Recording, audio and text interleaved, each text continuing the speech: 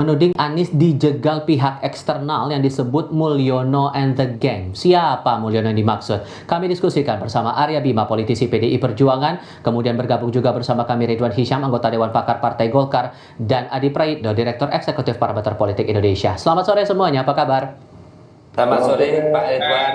Terima kasih semuanya sudah hadir dalam diskusi kami kali ini. Mas Bimo, siapa Mulyono and the Gang ini yang katanya menjegal nama Anies maju di Pilgub Jawa Barat, dan bentuk mengusiknya gimana itu?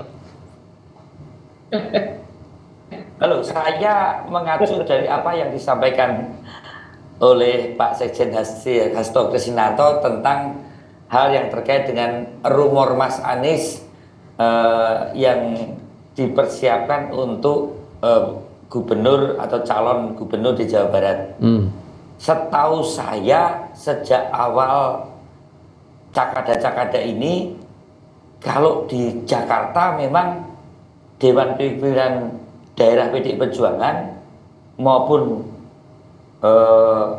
fungsionaris-fungsionaris membicarakan soal Mas Anies menjadi calon gubernur DKI Jakarta yang diusung oleh Partai PDI Perjuangan, yang waktu itu berpasangan dengan Mas Rano. Terus terang saja kalau di Jawa Barat yang hari Kamis kemarin itu diwacanakan sejak pagi baik DPD maupun DPP adalah Mas Sandiaga.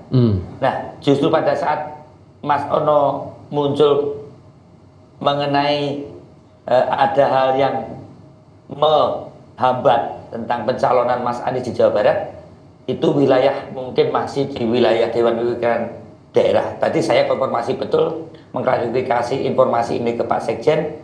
Pak Sekjen menyampaikan bahwa untuk hal yang terkait dengan pencalonan dukungan kepada Mas Anies ini tidak lebih dari persepsi publik. Memang sejak keputusan MK dan juga koalisi Kim Plus itu ada usaha untuk menjepit PDI untuk tidak bisa mencalonkan, atau ada usaha untuk mengeroyok PDI begitu ya. Oke, jadi setelah konfirmasi ke Pak Ono, jadi Mulyono ini siapa, Pak? Jadi ada persepsi itu, yang mana setelah putusan MK ada kecenderungan lebih cair.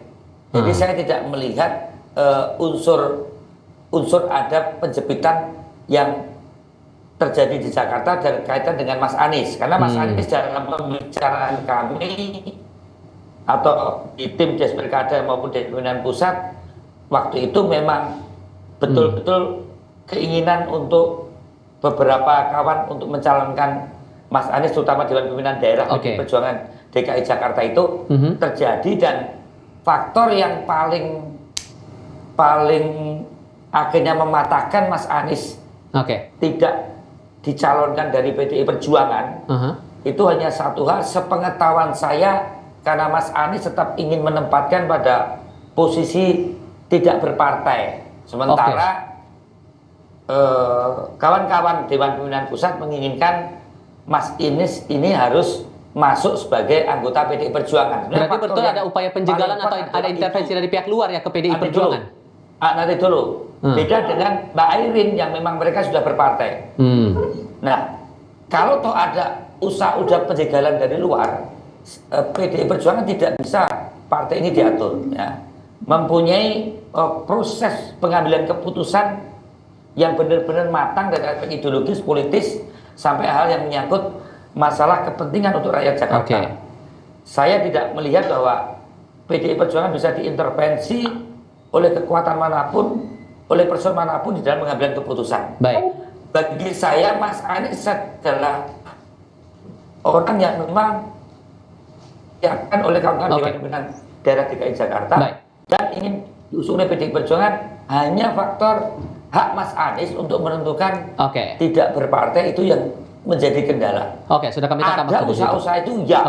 Tapi saya tidak menyampaikan siapa itu Mulyono. Menurut Pak Ono, saya kira Pak Ono yang tahu persis bagaimana penjepitan itu dilakukan di wilayah Jawa Barat saya itu. Mas Adi, kalau kemudian dari Mas Bimo bilang PDI Perjuangan tidak bisa diintervensi oleh pihak manapun, tapi kalau melihat polanya Mas Anies awalnya foto dengan Bang Rano Karno terus nggak jadi maju Pilgub Jawa Barat, kemudian beredar kabar dari DPC PDI Perjuangan Jawa Barat 95% Anies Ono di Jawa Barat, tapi ujung-ujungnya nggak jadi. Anda menangkap bahwa betul ada upaya intervensi atau penjegalan di sini?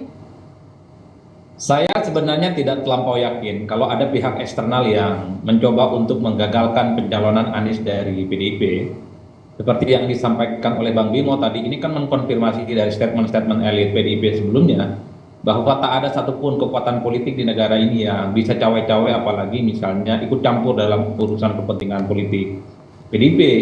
Entah itu tukang kayu, entah itu Mulyono, entah itu invisible hand. Itu kan sebutan-sebutan yang selama ini mengarah ya. Mungkin kalau di tempat yang lain yang disebut invisible hand, Pak Mulyono ini adalah orang yang cukup powerful, tapi rasa-rasanya kalau di PDIP agak sulit.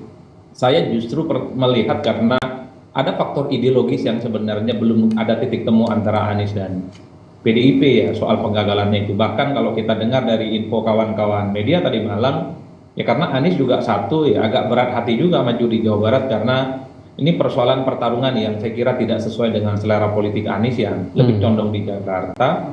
Yang kedua, kalaupun toh maju di Jawa Barat, Anies ini belum tentu menang karena ada jagoan-jagoan yang juga relatif kompetitif. Yang ketiga, katanya Anies ini juga butuh syarat politik, bukan hanya dengan PDIP, tapi harus ada warna partai Islam seperti PKB yang kemudian menjadi bagian di dalamnya. Hal-hal yang semacam ini sepertinya turut memperjelas bagaimana posisi Anies untuk maju di Jawa Barat itu lebih kompleks dibandingkan dengan Jakarta. Oleh karena itu bagi saya Mas Tipal, saya tidak terlampau meyakini bahwa Anies itu gagal maju di Jawa Barat hanya karena faktor Mulyono, tukang kayu dan invisible hand itu. Meski kita sebenarnya sudah tahu siapa orang itu. Nah yang kedua, sebenarnya persoalan Anies dan nggak Anies maju ini sebenarnya ada titik terang ketika Anies itu melihat bagaimana putusan Mahkamah Konstitusi 40. Kan syarat PDIP sepertinya hanya ingin Anies itu jadi kader. Kalau Anies jadi kader PDIP punya kartu anggota, jangankan di Jawa Barat, rasa-rasanya di Jakarta pun Anies punya kesempatan untuk maju. Jadi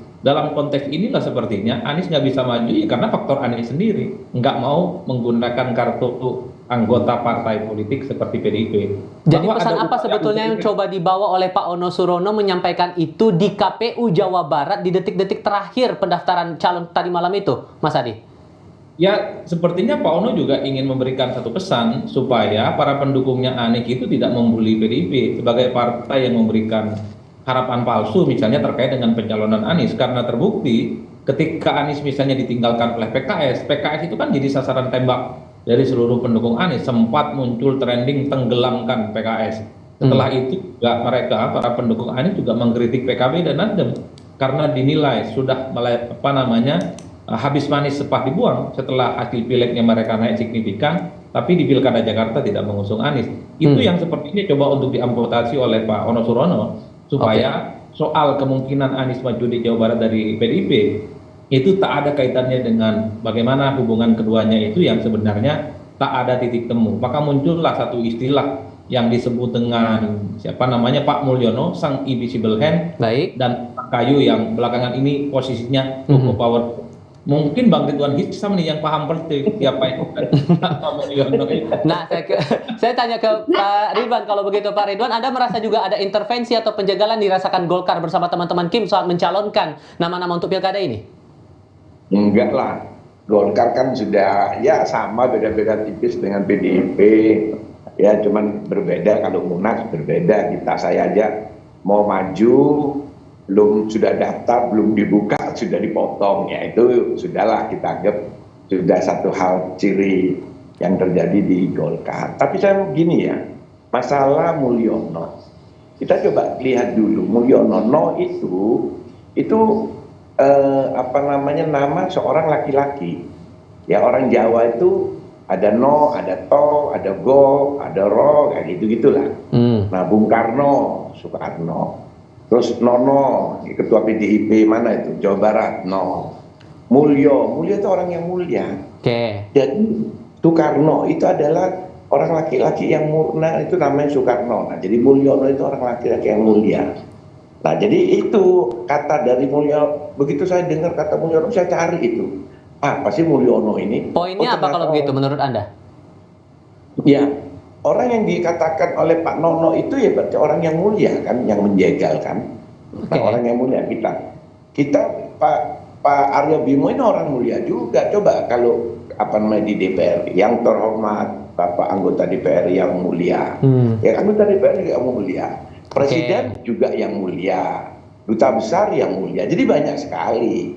Jadi kita tidak usah nyari-nyari lah. Kita kan mengetahui masalah ini. Tapi gini ya, saya ini punya pengalaman Mas di PDIP. Jadi Mas Arya Bima, saya itu kan calon wakil gubernurnya PDIP tahun 2008.